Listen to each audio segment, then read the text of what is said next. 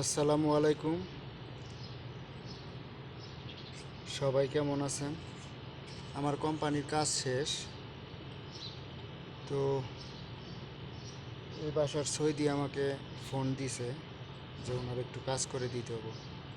তো আপনারা যারা দেশে আছেন, আমার রিকোয়েস্ট, আপনারা কি ওই রেস্টুরেন্ট, কফি শপ, মাতাম এইগুলোতে আসবেন না। বেশি স্যালারিতে আসবেন না, কারণ এগুলো বেশিরভাগই আপনার সাপ্লাই কোম্পানি। দেখে আসবেন অল্প বেতন, ডিউটি কম, আপনি বাইরে কাজ করতে পারবেন।